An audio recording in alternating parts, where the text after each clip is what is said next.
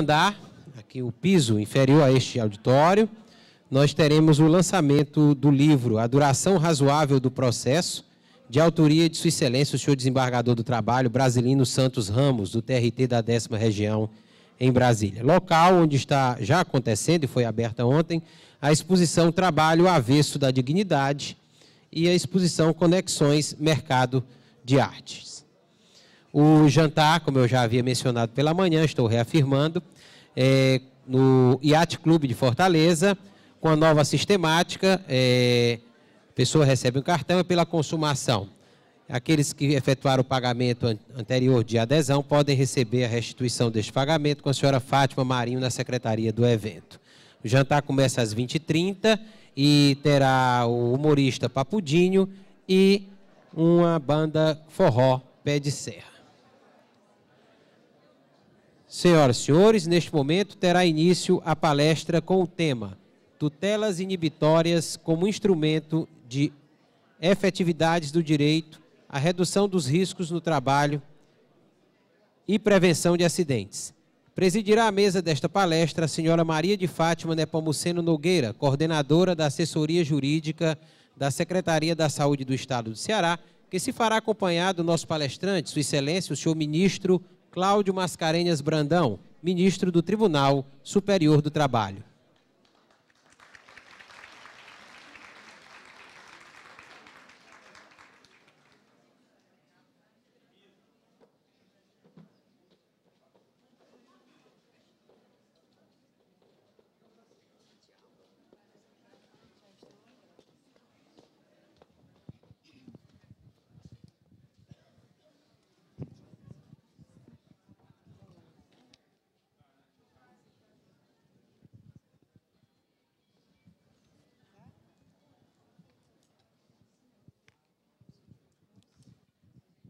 Boa tarde. Tá. Boa tarde.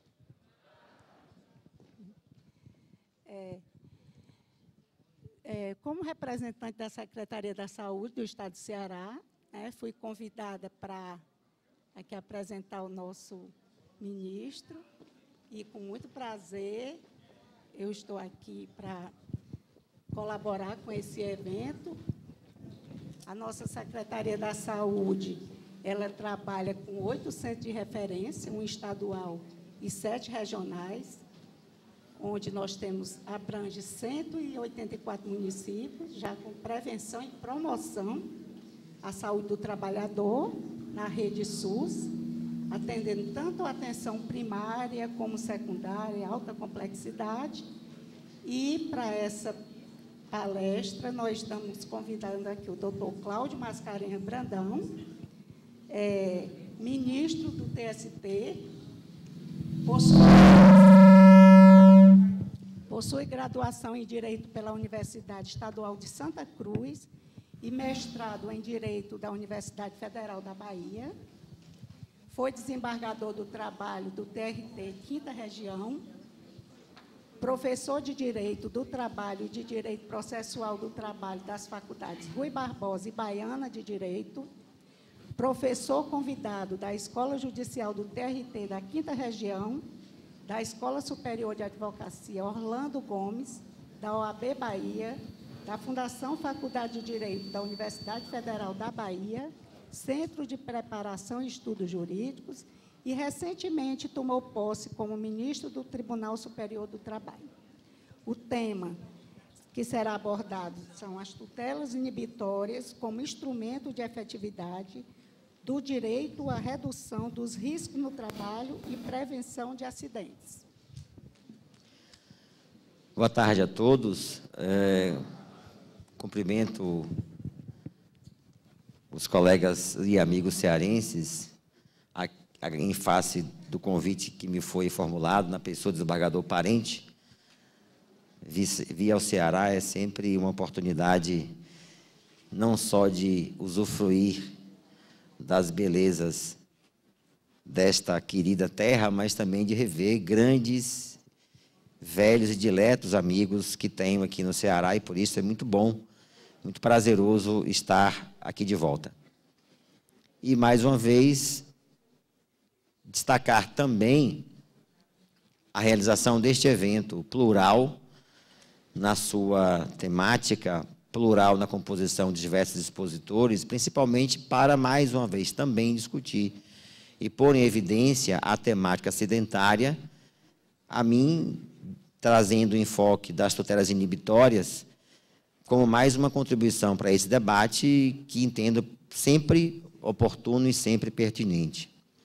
Sei que a plateia é composta não apenas de profissionais da área do direito, o que me faz ter o dever de talvez registrar alguns fatos importantes na abordagem que farei, muito mais preocupado em atingir essas pessoas do ponto de vista da formação das premissas com base nas quais tentarei concluir pela importância que há hoje da presença desse rico instrumento processual, que são as tutelas inibitórias, na ideia de prevenção dos riscos que o trabalho proporciona. Para isto, eu me permito, e peço desculpas aos colegas magistrados e advogados e procuradores que já conhecem a abordagem que farei inicialmente, mas é importante que eu faça uma digressão histórica para que possa estabelecer algumas premissas a partir das quais chegaremos à importância e ao enfoque principal do tema que eu vou enfrentar,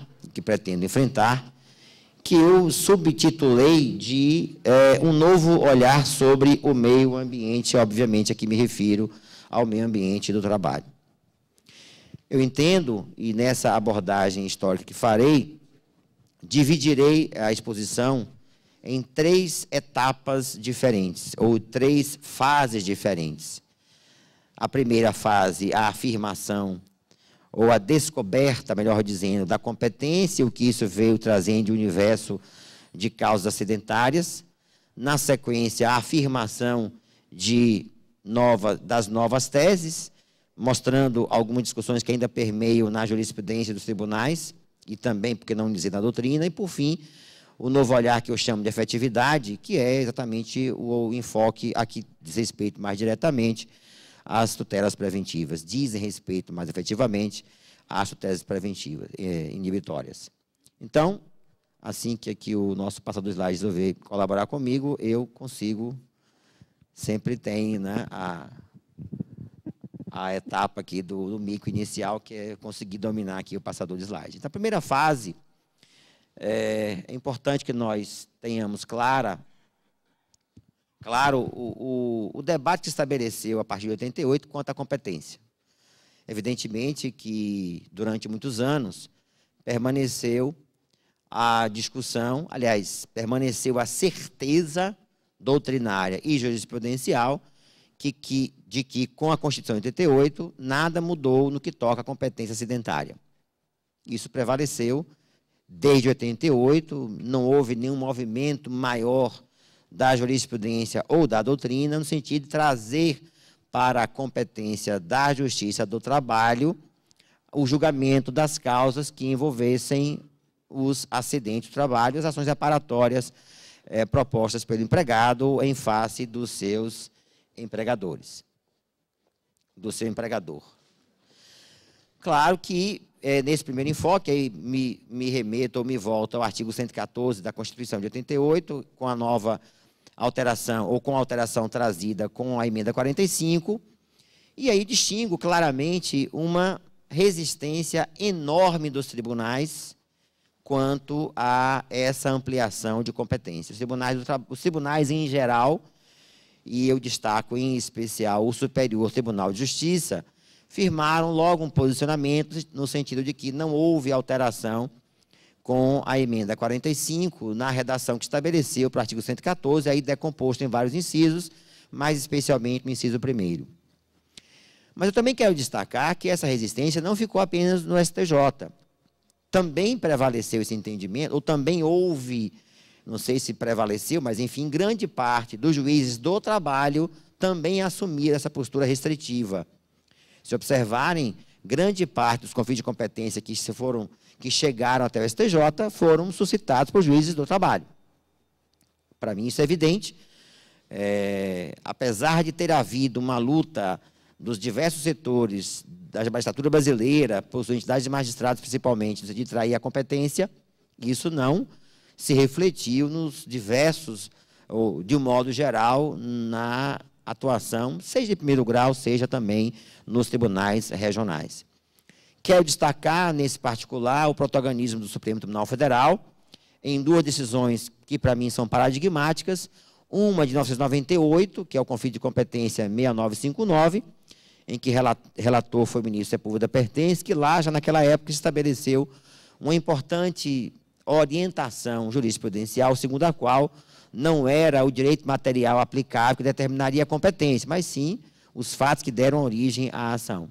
E a segunda e mais importante, que foi o conflito de competência 7.204, que o Supremo Tribunal Federal, revendo posição que afirmara 4 meses antes, entendeu que era da Justiça do Trabalho, num primeiro momento, esta afirmação de competência, ou a competência para o julgamento dessas causas. E aí, por registro histórico importante, até por sua participação decisiva nesse julgamento, registra a importância do trabalho feito pelo nosso querido desembargador Sebastião Geraldo de Oliveira, que se encontra aqui na primeira fila, que, como amicus curiae, para os que não sabem, amigos, né, do processo, amigos da lide, e eu diria um verdadeiro amigo do bem, numa peregrinação capitaneada por Sua Excelência, com apoio das entidades associativas, visitou os ministros do Supremo, e quem assistiu o julgamento sabe que ele foi mencionado por várias vezes nesse julgamento, mostrando, ou tentando mostrar, com todas as vênias possíveis e imagináveis, Suas Excelências, que, na verdade, poderia haver uma outra interpretação muito mais consentânea e coerente,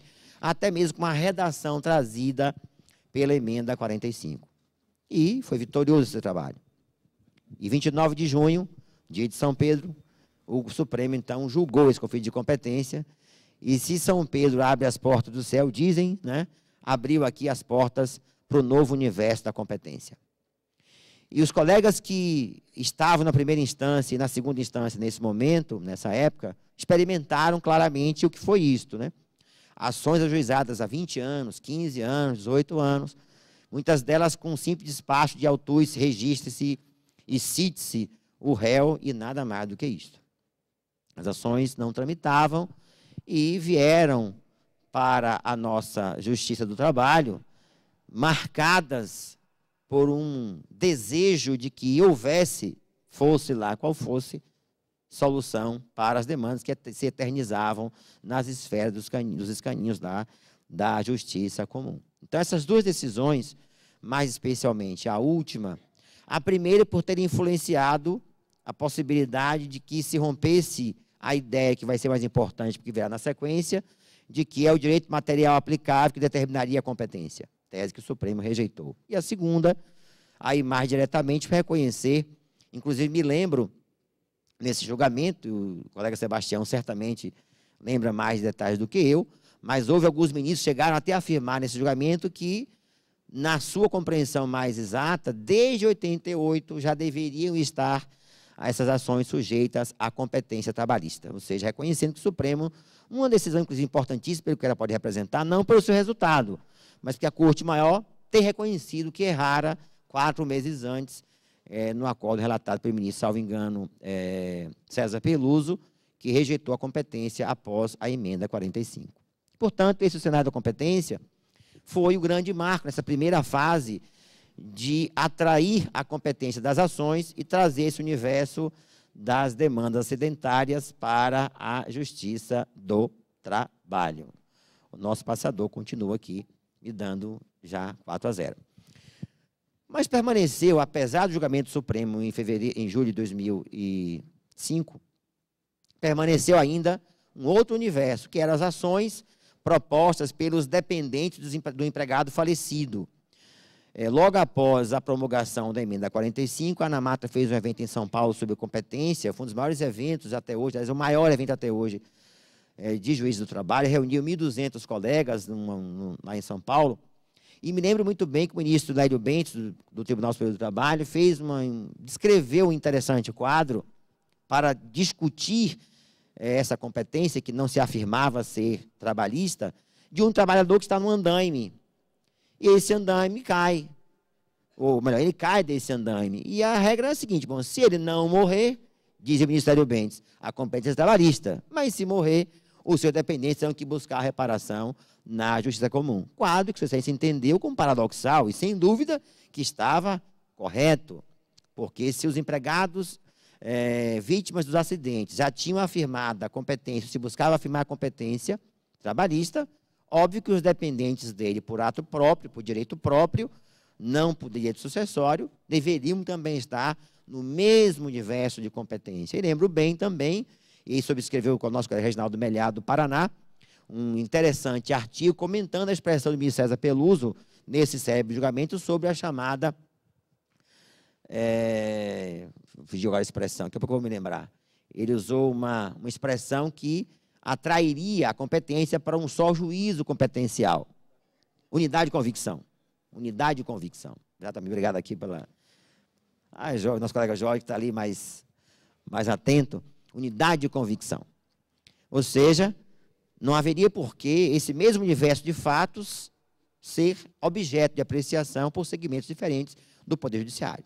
E o Supremo, então, nesta toada, seguiu para o ministro Carlos Aires Brito, foi importantíssimo nesse momento, em reconhecer, em decisão também histórica, a competência para as causas propostas por empregados, por dependentes do empregado falecido, repito, não por direito sucessório, mas por direito próprio. Ações de dano moral decorrente da perda do ente querido, e mesmo dano material, provocados esses danos pela morte, despesas de funeral, despesas de internamento, enfim. O Supremo avançou e o TST, então, seguiu na mesma linha.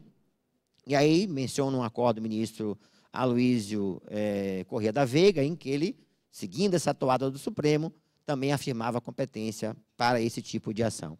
Eu pediria a vocês que me dessem uma ajudazinha, porque o nosso passador não quer funcionar.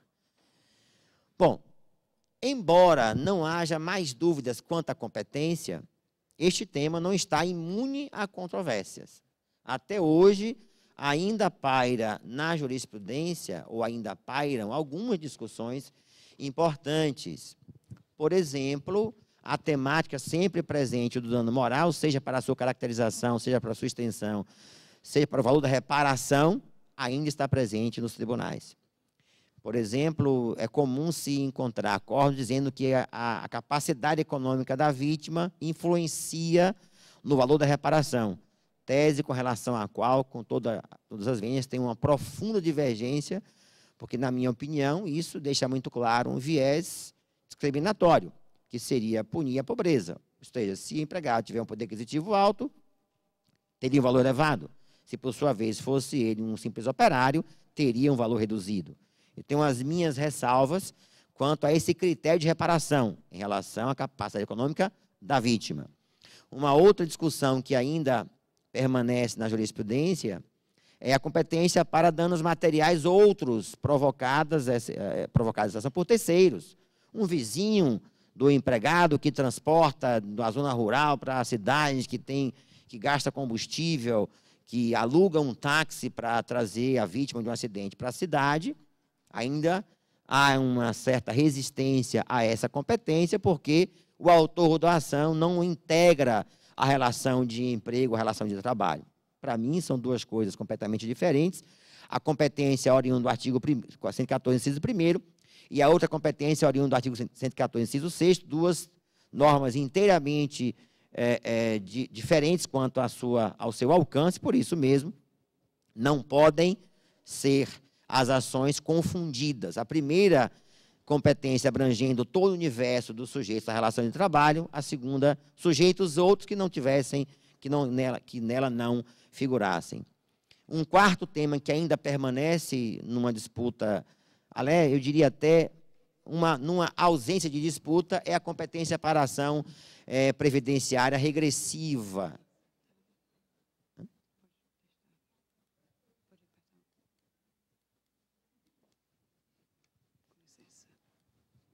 Bom, enquanto a produção aqui não dá um jeito no passador, então, a ação previdenciária regressiva, ou seja, a ação que pode propor o órgão previdenciário para se ressarcir dos danos da indenização que teve que pagar a vítima do acidente, para mim a competência é sem dúvida trabalhista, não tenho nenhuma dúvida quanto a isso. Já até escrevi a esse respeito.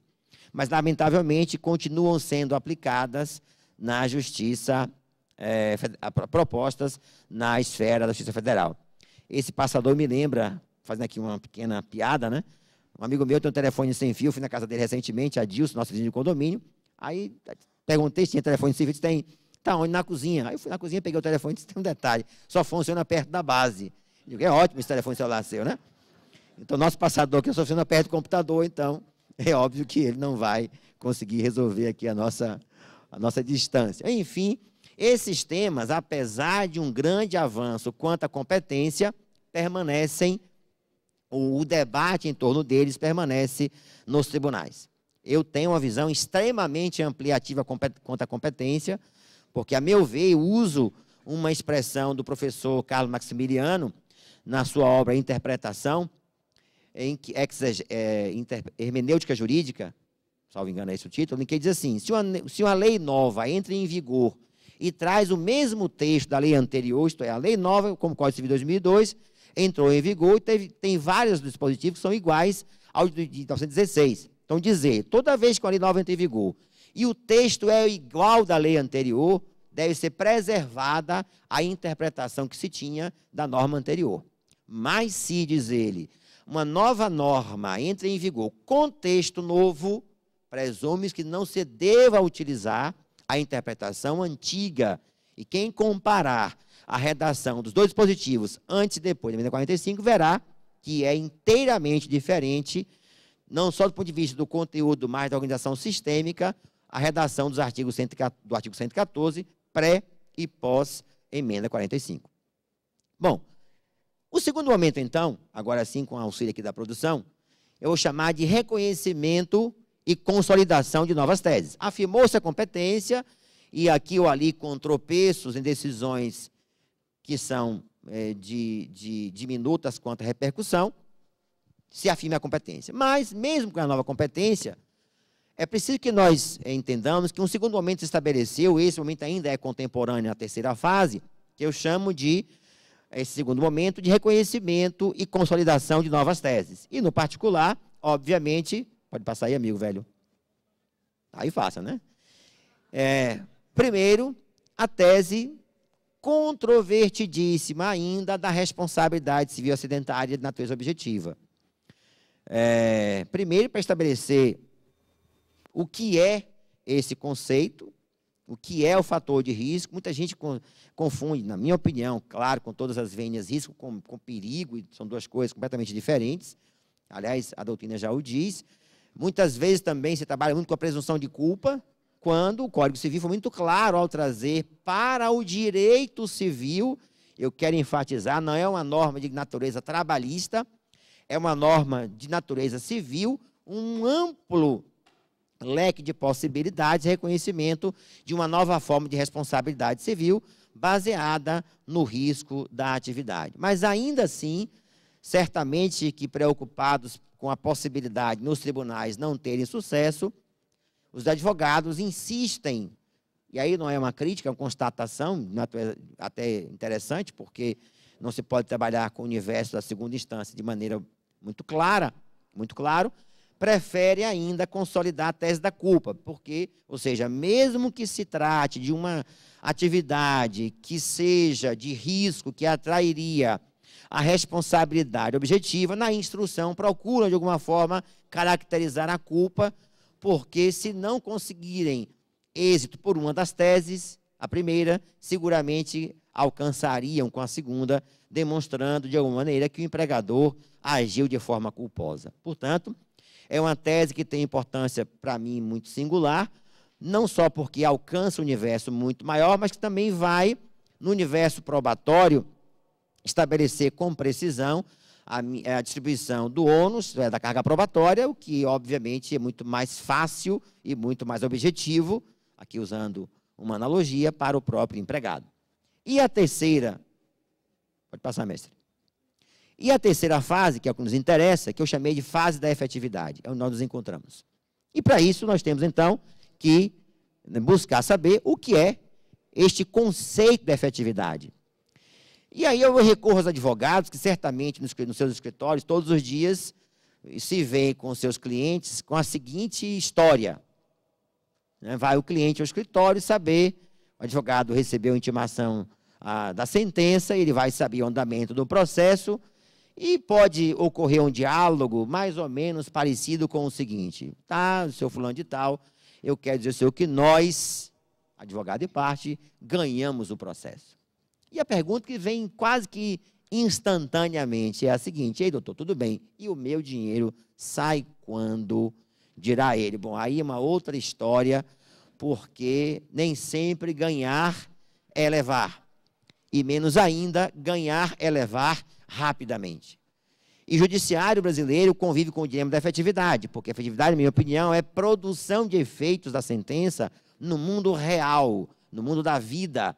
Deixar de ser a sentença, a decisão, o acordo, enfim, uma promessa, e uma promessa vazia, na medida em que se dá a resposta que foi buscada ao judiciário brasileiro, mas uma resposta que não se traduziu ainda na concretude dos seus efeitos, que é o que se busca quando se vai à justiça.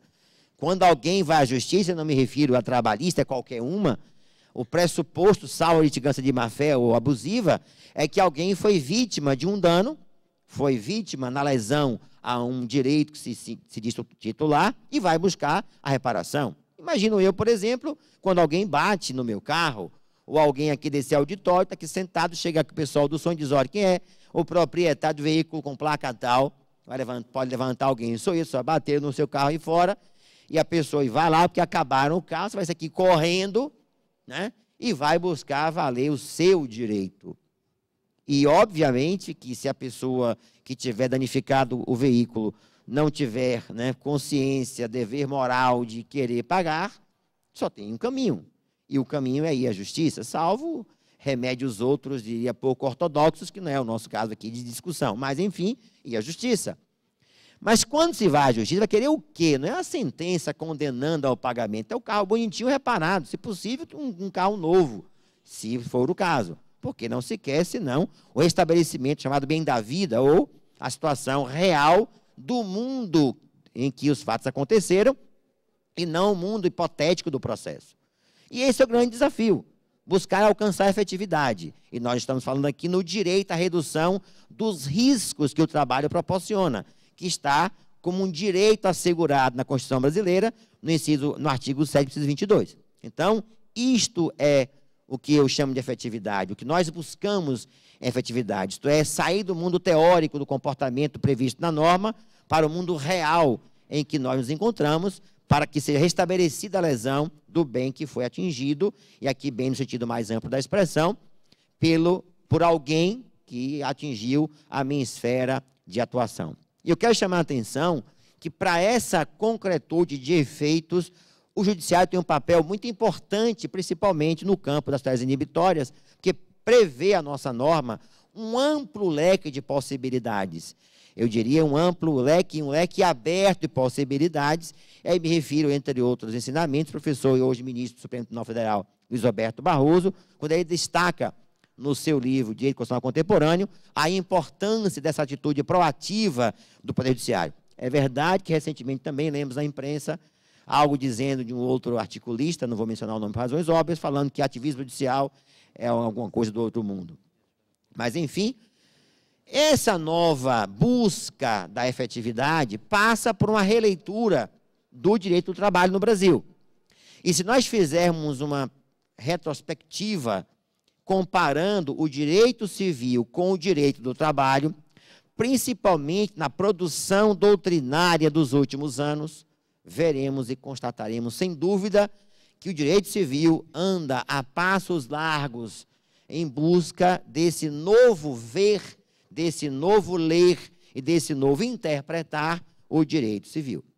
Teses que até então sequer se discutiam no direito civil, hoje são inteiramente consagradas, não apenas em julgados tribunais de justiça, mas principalmente em obras doutrinárias que tratam, que abordam a necessidade de uma reconstrução conceitual do direito civil, isto é, das suas estruturas, a partir dos mandamentos constitucionais.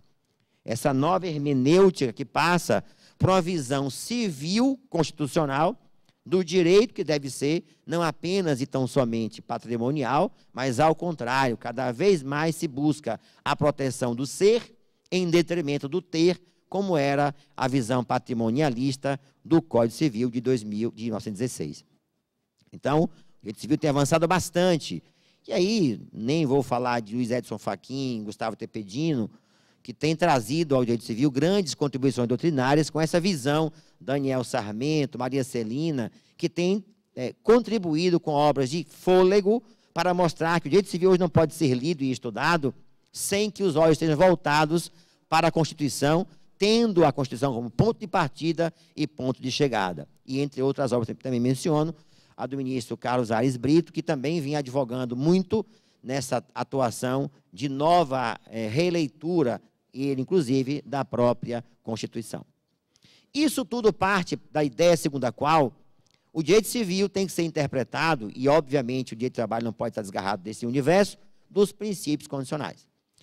É verdade também que nós temos ouvido alguns colegas dizerem frases como: hoje tudo é violação à dignidade da pessoa humana. É comum até em processos nas instituições de primeiro grau, notadamente, e aí os colégios de primeiro grau sentem isso muito na prática, advogados de empresas, e aí não é crítica, é um fato que ocorre em audiência, trazerem a debate uma certa banalização do princípio da dignidade da pessoa humana. Que qualquer coisa hoje fere a personalidade humana, causa dano moral. Há um certo, sou obrigado a reconhecer, exagero. Que hoje, se alguém se esbarrar, eu até comentava recentemente, ontem até brincando, ontem na quinta-feira, na quarta-feira foi meu batismo na 7ª turma do Tribunal Superior do Trabalho. E aí, após a sessão, no intervalo da sessão, comentava ali, naquela conversa para descontrair, eu comentava que quando eu fui menor aprendiz do Banco do Brasil, havia uma prenda que se pagava, quem é mais velho sabe, da máquina de calcular Facite, é uma máquina de calcular, os meninos aqui do auditório, os jovens não conhecem isso, era uma máquina de calcular que você fazia as 4 operações, foi um avanço para a época, destaco, né? Ela fazia as 4 operações, não era máquina apenas de somar, só que ela, quando chegava o resultado, ela dava um plim, tinha lá uma sineta que ela soava. E também soava quando você atingia todas as casas decimais que era possível. Então, digamos, o divisor tinha lá 11 casas decimais. Então, para a pessoa alcançar, preencher todas as 11 casas, era, né, somando, girando, cada vez que você girava, ia marcando um contador. Então, até atingir as 11, era plim. Aí eu dizia que todo menor aprendiz que chegava no Banco do Brasil, eu dizia, olha, tem que dar carga na máquina de somar até ela dar o plim. Você ficava ali horas, né? Plim, rodando, não dava o plim. Aí comentou um colega do TST, se fosse hoje, era dano moral. É verdade, né? Há um universo na relação de trabalho que é novo. E que temos que conviver com esse universo da novidade, que nunca deveria ter saído de lá, que é trazer para o ambiente da relação de trabalho também os direitos da personalidade humana. Que o trabalhador, quando entra na fábrica, na empresa, no escritório, não deixa na porta a sua condição de cidadão. A condição de cidadão está inerente a ele. E, por esta razão, ele não se despe das prerrogativas constitucionais que lhe são asseguradas pelo simples fato de ser uma pessoa. E, sendo pessoa como tal, a ela, a pessoa, são resguardados vários direitos, inclusive da integridade física, da integridade psíquica, etc. Mas, enfim, essa ideia de que se deve estudar o direito civil também, na minha opinião, deve perpassar pelo direito do trabalho. Eu tenho sustentado a necessidade de uma releitura, eu diria, constitucional, também do direito do trabalho. O que está sendo feito pelo direito civil, é necessário também aconteça um movimento semelhante para o direito do trabalho, a fim de que novas teses sejam construídas e até releitura de teses antigas, para que nós possamos compreender esse novo universo valorativo que é decorrente da vinda dos valores da Constituição para o meio ambiente do trabalho. Nem vou longe. A discussão enorme sobre revista íntima versus revista pessoal. nem vou longe a discussão sobre limitação de idas ao banheiro. Nem vou longe a limitação sobre privacidade versus o controle, o monitoramento de e-mails. São direitos que estão em choque permanentemente em decorrência de princípios constitucionais que, ora aqui, ora ali, devem ser só pesados para o caso concreto e decidindo à luz da controvérsia. Não como um controle abstrato, mas, ao contrário, um controle feito a partir do caso concreto. Evidentemente, também que nesse universo nós temos que nos lembrar dos valores sociais do trabalho da livre iniciativa, como inspiradores dessa nova interpretação. E eu estou me referindo, vejam, a minha ideia aqui é trazer um panorama constitucional para chegar até as teses inibitórias. Esse é o meu objetivo. Então, deve também ser estudada essa temática à luz dos valores sociais da livre iniciativa, mas também de respeito ao trabalho. Eu quero dizer com isto, na minha opinião, e obviamente que sujeito aqui a críticas e chuvas e trovoadas, ainda que estejamos no Ceará, que tal como a Bahia não chove com tanta frequência, mas, observe, a minha opinião é que o artigo 170 da Constituição, ao estabelecer que o empresário brasileiro tem direito livre de exploração da atividade econômica, e isso não há nenhuma dúvida quanto a isso, ele o fará à luz dos princípios constitucionais, ou seja, dos valores estabelecidos no artigo caput 170 e também primeiro, tem que voltar um pouquinho, né? Só vai para frente. Bom, então, a gente chega lá. Você fica quietinho aí, moço, não sai daí não, porque eu posso precisar do senhor. Então, o que eu quero dizer com isso? Que a Constituição brasileira, em 88, quando fez a opção pelo modelo capitalista de produção, isso não é nenhum demérito, é uma opção política. E assim o fez. Ela estabeleceu, todavia, algumas condicionantes que estão no artigo 170. Entre eles está lá o valor social do trabalho, a valorização do trabalho, a ampliação do emprego, o respeito à cidadania. Isto é, só vai encontrar guarida na Constituição, a atividade econômica, que respeitar esses valores, sob pena de se desviar dessa principiologia do artigo 170 e entrar em rota de colisão com aquilo que quis o Constituinte de 1988. Bem ou mal, esta foi a opção política do confronto da reforma constitucional, que todos que acompanhamos sabemos o quanto de debate aconteceu nas diversas etapas de elaboração da Constituição. Se assim o fez, o Brasil também avançou ao ratificar a Convenção 155. Para mim, uma das mais importantes normas, modernamente falando, de proteção à saúde, porque foi a primeira norma que definiu o parâmetro da prevenção em detrimento da reparação dos danos provocados pelo ambiente do trabalho. Se o Brasil optou por ratificar essa convenção, e observem, é uma decisão de Estado, não é obrigado a fazer, assim como, por exemplo, não o fez com a Convenção 87, se decidiu ratificá-la, porque havia um desejo de introduzir no sistema jurídico brasileiro a necessidade de um viés preventivo na ideia ou na discussão sobre, na temática sobre a proteção decorrente dos danos provocados pelo trabalho humano.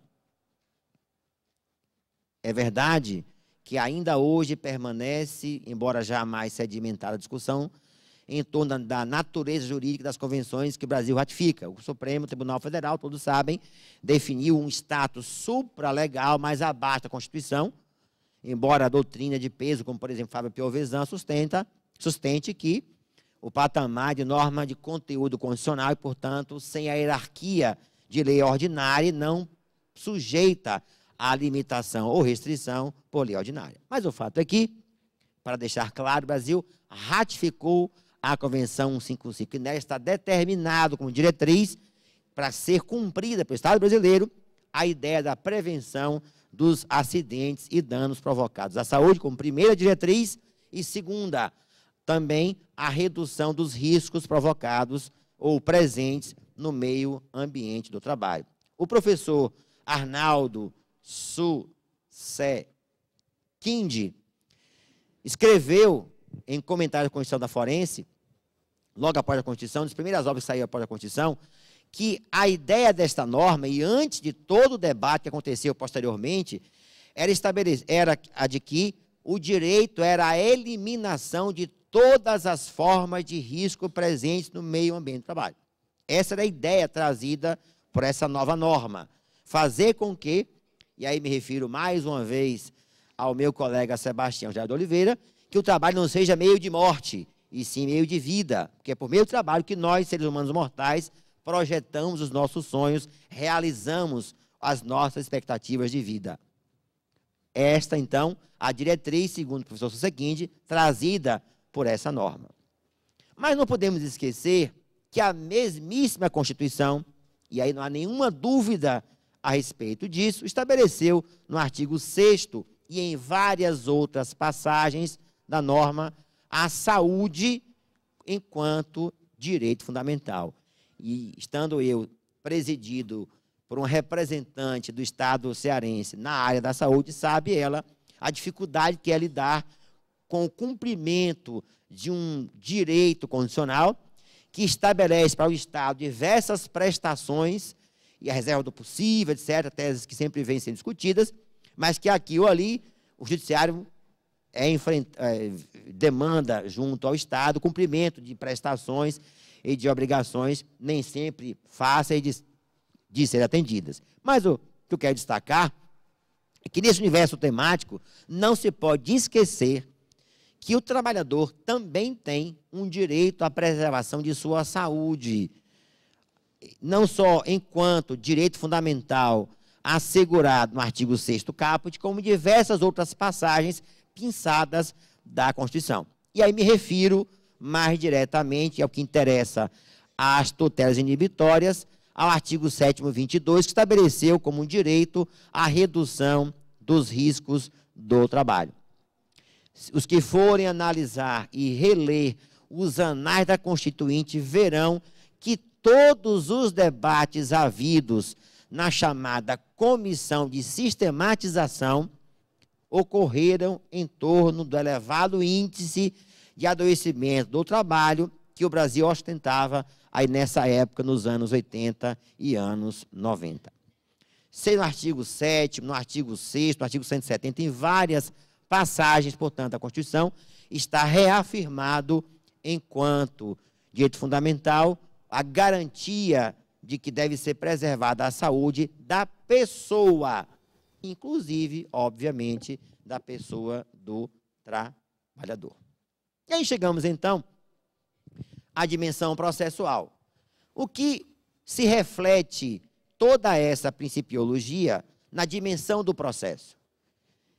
Óbvio que eu tenho que estabelecer como parâmetro principal o direito de acesso à justiça estabelecido no artigo 5º, 35 da Constituição Brasileira, mas na sua dimensão de efetividade, porque direito de acesso à justiça não deve, na minha modestíssima opinião, significar as facilidades de propor uma ação, mas, ao contrário, de terminar com uma ação. E quem advoga sabe o quanto difícil é encerrar um processo se não for pela via da conciliação. Tamanhas são as possibilidades no sistema processual brasileiro de recorribilidade de uma decisão. Alguém contou, não me lembro quem agora, até para fazer justiça ao nome, que há 22 possibilidades de remédio processual no processo do trabalho até chegar ao pagamento, computando defesas e computando recursos no processo do trabalho. Ou seja, o quanto difícil é ganhar e mais difícil ainda, óbvio, que é resolver o processo. Mas esse direito fundamental à tutela efetiva, que eu chamo, e a expressão não é minha, é do professor Fred Didier, também liderado pelo professor Guilherme Marinoni, traz a ideia de que o processo brasileiro hoje também é marcado por um direito fundamental ao resultado efetivo real que se buscou quando se veio à justiça. E eu trago várias possibilidades e que esse direito à tutela efetiva fundamental esteja caracterizado. Não apenas numa atuação proativa, e aí me refiro à primeira instância em especial, em que o juiz muitas vezes tem que buscar uma solução, eu diria, pouco ortodoxa para o caso concreto, mas inteiramente possível nos diversos chamados microsistemas processuais. Um exemplo disso, discussão também sempre presente, a aplicação ou não da multa do 475J ao processo do trabalho, que é aquilo que se busca, sem dúvida, é garantir a efetividade do processo. Ou a hipoteca judiciária. Um dia desse, chegou na segunda turma, e estava ainda no Tribunal da Bahia, um processo em que um juiz de primeiro grau determinou, deferindo requerimento do advogado, o protesto de uma sentença. Ou seja, a anotação no cartório lá de protestos da sentença judicial, e dizia o advogado que na cidade o comerciante devedor não pagava a sentença trabalhista, mas um fornecedor, porque houvera protestado o título, ele se cuidou de quitar em primeiro momento. E requereu, e o primeiro grau indeferiu o requerimento feito do advogado, e recorreu ao tribunal e chegou à segunda turma, em que eu atuava. E o primeiro, digamos assim, embate que aconteceu foi: é possível ou não esta solução processual? E concluímos, à unanimidade, que não havia nenhum problema, nenhuma vedação legal em se acolher essa novidade. Por quê? Havia proibição? Não. E a sentença é um título executivo, com força muito maior de previsibilidade quanto à sua certeza, do que o título comercial, que tem apenas a presunção em muito menor intensidade, sem dúvida, que a decisão já transitada em julgado. E a segunda turma, então, reformando a decisão, deferiu o requerimento, e o advogado, então, pôde, não sei o resultado, se o comerciante pagou ou não pagou, mas, enfim, teve lá um contratempo maior, porque Serasa, esses serviços de controle de crédito sempre terminam consultando lá as anotações cartorárias. O fato é que se buscou, e eu quero destacar a atuação do juiz de primeiro grau, foi um resultado efetivo real para o problema, que era satisfazer a obrigação estabelecida na sentença transitada em julgado. Um outro tema também afeto a isto, que eu venho sempre discutindo, é a destinação das multas, ou das reparações, melhor dizendo, por dano moral coletivo nas ações civis públicas. Geralmente, na maior parte dos casos, revertidas ao FAT, o Fundo de Amparo ao Trabalhador. Tenho sustentado já há algum tempo, e a segunda turma do tribunal tem seguido esse entendimento, não é apenas meu, dos colegas que lá atuavam, desembargadores da Lila, Renato, Débora e Luísa, assim comigo, também eu, que deve ser revertida na comunidade, sempre voltada para ações ligadas ao mundo do trabalho. E o que me convenceu desse acerto foi a ocorrência de um fato no Rio Grande do Sul, em que o grupo de ação móvel que combate o trabalho escravo, ao chegar numa fazenda, após receber uma denúncia, encontrou uma placa enorme lá, obra financiada com recursos do FAT. Ou seja, o próprio Fundo de Amparo ao Trabalhador financiando projetos agroindustriais nos quais havia prática de trabalho escravo. Ou seja, como um fundo igual a tantos outros, nem sempre a destinação é mais efetiva. Mas não apenas isso. A importância para mim está no fato em que a comunidade deve sentir a repercussão da decisão judicial, para que possa produzir também o efeito pedagógico, no sentido de influenciar no comportamento das pessoas. Nesse caso, estamos falando da lesão por dano moral coletivo, isto é, a coletividade atingida vai também sentir o efeito da ação reparatória do Estado e, sem dúvida, também que influenciará numa visão preventiva quanto a novas lesões. E a tutela inibitória, portanto, onde fica nesse cenário? O que a caracteriza? Uma decisão judicial que tem como básica fundamentação evitar que um dano ocorra. Prevenir, evitar que alguém seja, nós estamos falando da temática de lesão à saúde, isto é, a tutela inibitória como fator de garantir a efetividade do direito à redução dos riscos que o trabalho proporciona. Vou dar um exemplo real. Uma transportadora da Bahia, com sede na cidade de Feira de Santana, distante de Salvador 110 quilômetros, mas de Aracaju, mas na época 250, então aproximadamente 350 quilômetros, todos os dias transportava cimento. O percurso era, o motorista pegava o caminhão, a carreta, em Feira de Santana, rodava 350 quilômetros até perto de Aracaju, estado de Sergipe, aguardava na fila para carregamento, carregava o caminhão, retornava ao depósito, descarregava o cimento e ia dormir.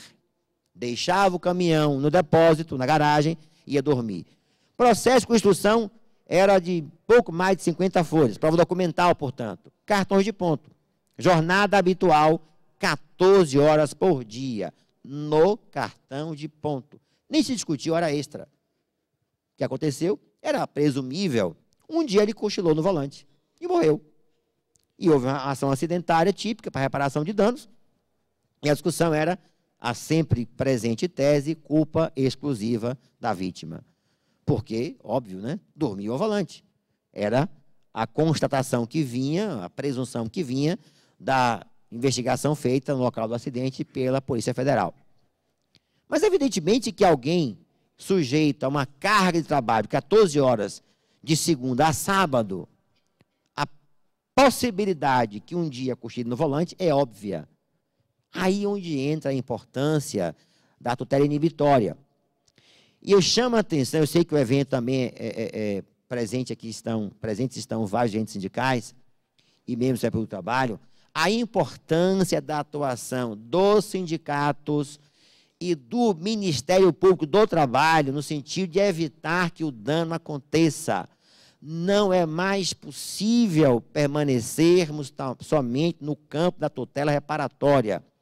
É fundamental que, identificado que uma empresa habitualmente, como no exemplo citado, transporte de carga, tem ações repetidas de hora extra, com prova documental, como neste caso, jornada de 14 horas, evidentemente que tem que haver uma ação que busque evitar que esse estado de coisas permaneça, porque uma vida... E aí não estou utilizando a expressão do ponto de vista do sentimentalismo, não quero assumir uma atitude piegas, mas um acidente do trabalho que aconteça, evidentemente, provoca danos irreparáveis.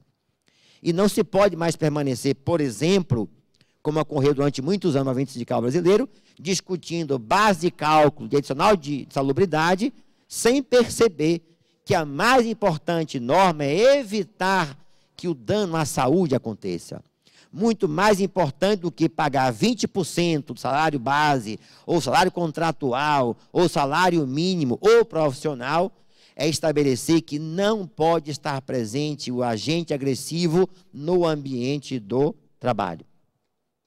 E esta é, então, a tutela inibitória, que revela, na sua essência, a efetividade do dever de proteção que o Estado tem assegurado, ou é assegurado, melhor dizendo, ao Estado, na sua dimensão material, na sua dimensão processual e no tipo de decisão que vai ser proferida para exatamente garantir que o ato não seja praticado ou, se está ocorrendo, seja cessado. Se a conduta que está sendo praticada de forma continuada, cesse a fim de que o dano ou fator de risco seja afastado do meio ambiente do trabalho.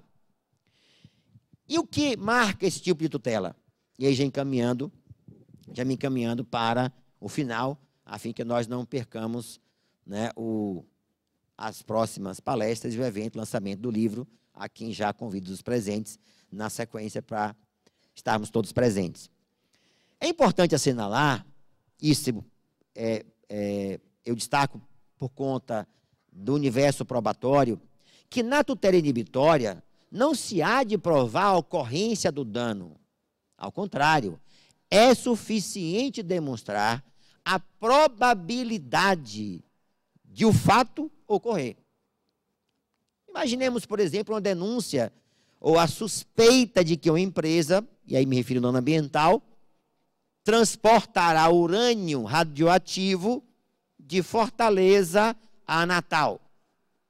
Evidentemente que a tutela inibitória será calcada na presunção, na possibilidade que este fato venha a acontecer. O que vai trazer ao advogado ao processo? Elementos fáticos que façam presumir um fato existente que um outro poderá acontecer, mesmo que o dano sequer tenha sido aventado. Não é que efetivamente possa o transporte do urânio, no exemplo citado, causar danos à saúde. Pode ser até que não cause. Mas a probabilidade ou a possibilidade de este dano vir a ocorrer autorizará o juiz a deferir a tutela inibitória e fazê-lo por meio de tutela antecipada. É inerente, é intrínseco à tutela inibitória o seu caráter antecipatório. E quem leu o Dinamarco sabe, professor Cândido Rangel Dinamarco, que quando o legislador brasileiro trouxe esse tipo de tutela para a nossa legislação, o nosso universo jurídico, ele pesou dois valores jurídicos: a certeza proveniente da cognição exauriente decorrente da prova, isto é, aquela presunção de certeza que o juiz tem da ocorrência do fato após a dilação probatória, isto é, a prova ser produzida, e a demora no processo. Pesou os dois e disse: em alguns casos, presentes alguns elementos, o juiz pode, e digo mais, deve sacrificar a certeza em benefício da rapidez do processo. Não sou eu quem o diz. Estou aqui argumentando com a palavra do professor Cândido Dinamarco, que diz claramente que não se pode pretender, na tutela antecipada, obter a certeza que se obteria com a sentença de mérito. Tanto que ela pode ser revogada, alterada, ampliada ou diminuída no curso da execução. É importante, portanto, assinalar que quando a lei diz que deve haver um justificado receio, não é do dano, é de que aquele ato que se quer evitar ocorra antes de chegar ao final do processo. Esta observação, quem faz com muita proficiência é o professor Marinoni, quando ele aponta um equívoco que comumente se comete no processo, é entender que o justificado receio, aqui alude o artigo 461 do CPC, é o justificado receio de que o dano venha a ocorrer. Diz ele, não se pode pretender na tutela inibitória a prova do dano. Diz ele, este receio de que aquele fato que se quer evitar ocorra no curso do processo, já que se trata, diz ele, de uma tutela fundamentalmente de natureza antecipatória. E nesse momento, estará o juiz lidando, sem dúvida, com dois valores importantes em conflito: a imediata proteção do autor versus o dano irreparável que seria causado ao réu. Diz ele, a leitura dos artigos 84 do Código de Defesa do Consumidor e 461 do CPC, o primeiro tratando o universo da tutela coletiva e o segundo da tutela individual, não põem como requisito para a concessão da tutela, contrário à sua concessão, melhor dizendo, como está no artigo 273 do Código de Processo Civil, a possibilidade de o juiz não a deferir em virtude de haver um dano irreparável ou de difícil reparação ao réu. Diz ele, o legislador, de maneira proposital, não inscreveu essa restrição exatamente porque não se há de conflitar, porque não existente dano causado ao réu com a necessidade de proteção ao autor na tutela inibitória. que vai atingir não apenas a obrigação de fazer, como até mesmo de obrigação de não fazer. Volte aí, chefe. Volte. De não fazer. Esta tutela também traz uma discussão interessante, que sempre é objeto de dúvida entre nós magistrados, quando diz lá que deve ser calcada em prova inequívoca. E é sempre discutido o que é o conceito de prova inequívoca. Muitas vezes, e mais uma vez recuo ao professor Fred Didier, baiano, confundida com prova que revela uma certeza absoluta. Diz ele, não tem nada a ver uma coisa com a outra. A prova inequívoca, na visão do professor Didier, é aquela formalmente perfeita, em relação à qual não se discute a sua materialidade. A sua existência, por si só, revela, e nós estamos falando de juízo de presunção, que o fato que se quer evitar venha ou haja a possibilidade de ocorrer. Portanto, não se pode discutir, por exemplo, grau de certeza da prova para efeito de concessão dessa tutela inibitória. Porque a certeza virá e pode até ser contrária ao entendimento extraído dessa primeira abordagem lá na sentença de mérito. E é exatamente por isso a sua natureza híbrida, de alta executoriedade, mas ao mesmo tempo sujeita à possibilidade de mudanças na sentença, ou até mesmo na execução. Se entender o juiz que a decisão que ele proferiu não reúne mais tais elementos, ele pode perfeitamente alterá-la, seja para indeferir, seja para ampliar os seus efeitos, seja para minimizá-los. E aí cito um caso julgado pelo Tribunal da Quinta Região, que envolvia, foi uma de segurança na SDI, que envolvia uma mudança de jornada por meio, numa fábrica em que não tinha havido negociação coletiva. O caso foi mais ou menos o seguinte, para ilustrar um pouco a ideia do resultado prático e efetivo buscado no processo. Uma empresa resolveu alterar a jornada de trabalho praticada há décadas, aliás, há 14 anos, de turnos de revezamento. Estabeleceu turnos fixos e o fez sem negociação coletiva.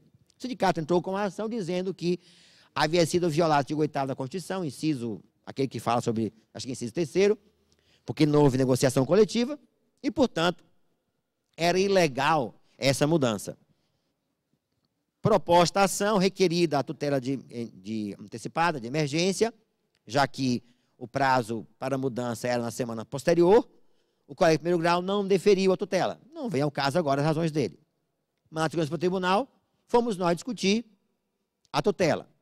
Liminar concedida para sustar a transferência, a mudança de turno, até que julgasse o mérito. E no tribunal, então, fomos discutir o mérito, já no julgamento definitivo, a ideia do resultado efetivo do processo.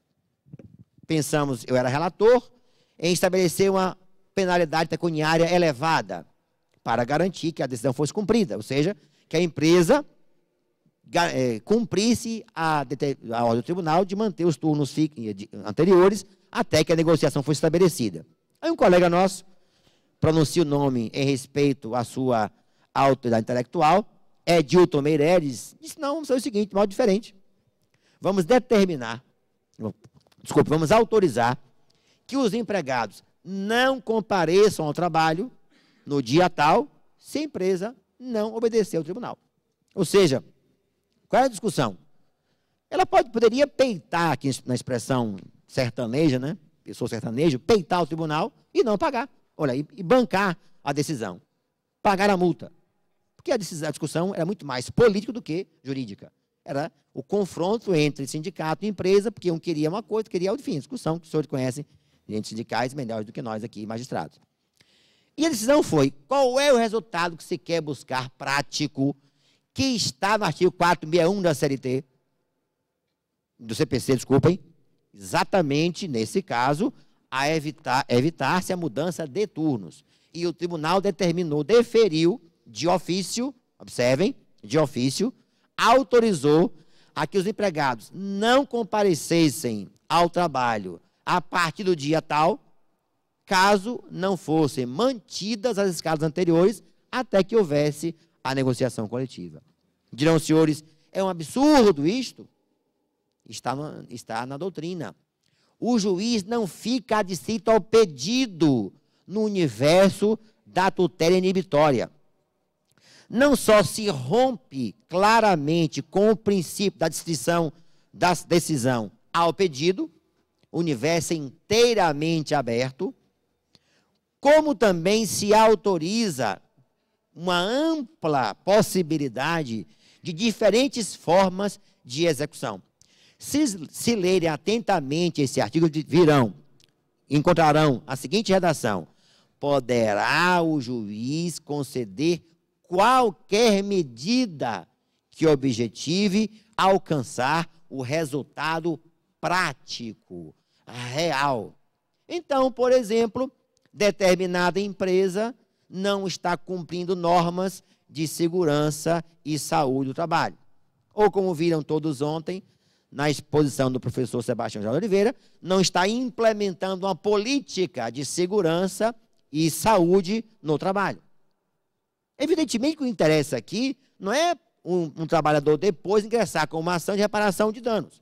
O que se quer é garantir a implementação de um trabalho saudável, de um trabalho que preserve a garantia maior da saúde da pessoa, mesmo que seja a saúde do trabalhador.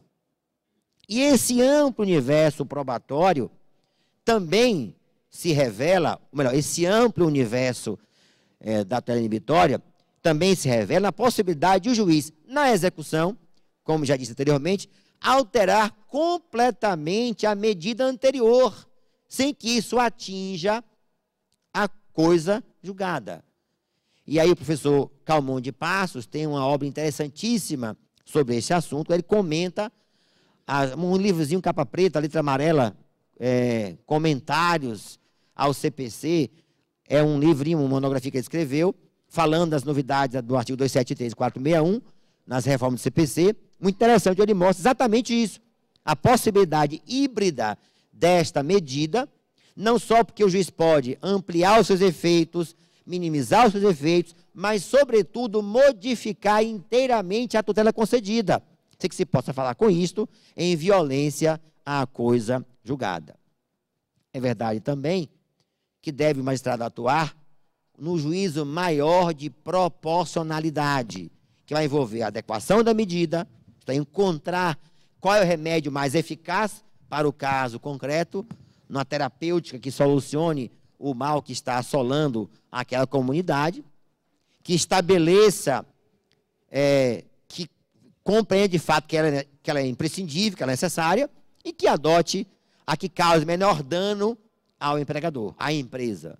O juiz não deve agir, senão com parcimônia, quando vai determinar essa medida, já que o que se quer aqui é garantir a preservação da saúde, aqui na visão do caso concreto. O que se quer aqui estabelecer de uma forma clara é que se rompeu com o controle prévio do legislador, determinando o que o juiz pode fazer, mas, ao contrário, se estabeleceu que esse controle é casuístico, é em cada processo, em cada decisão que proferir, encontrando aquele dilema que se vive na primeira instância, quando se decide sozinho.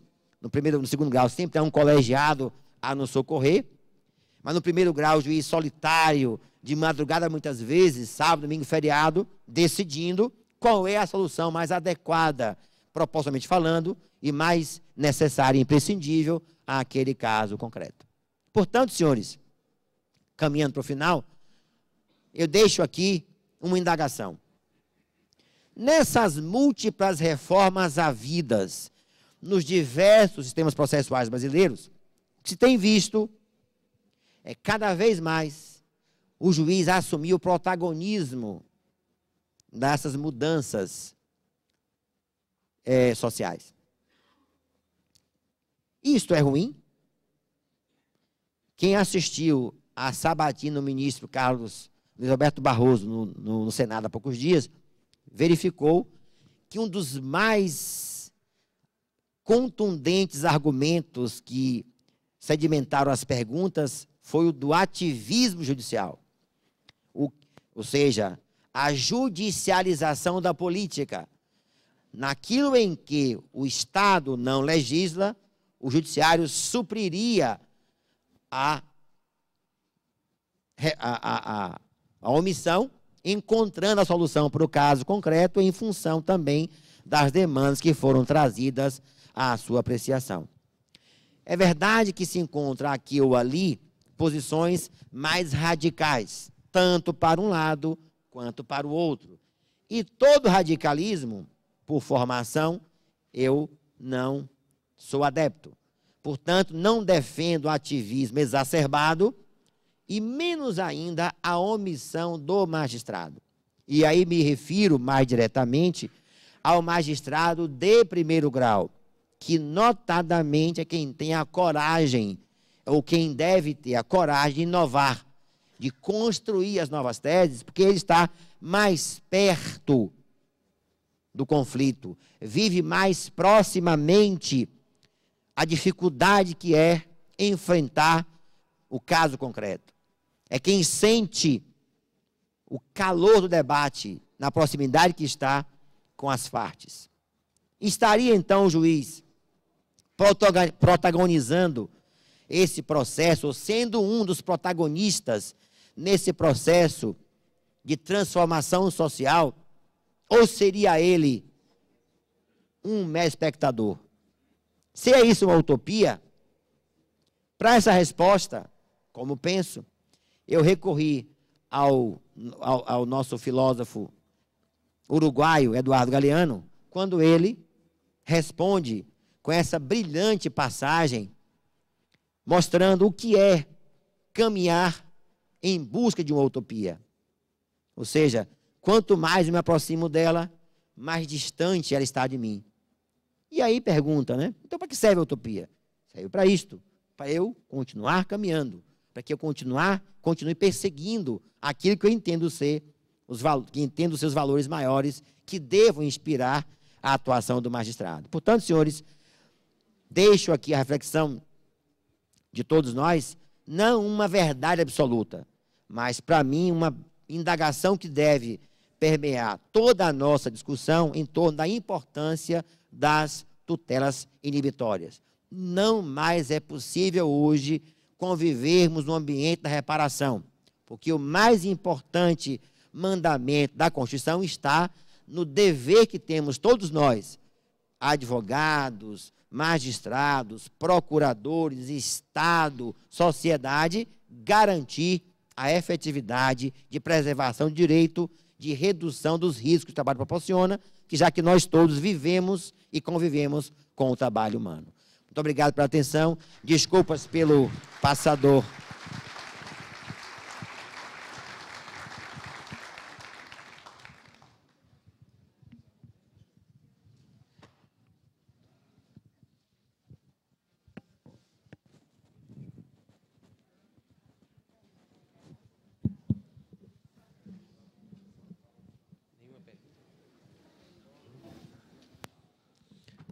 Senhoras e senhores, a doutora Fátima Nepomuceno fará a entrega do troféu Jangadeiro Dragão do Mar a Sua Excelência, o senhor ministro Cláudio Mascarenhas Brandão, ministro do Tribunal Superior do Trabalho,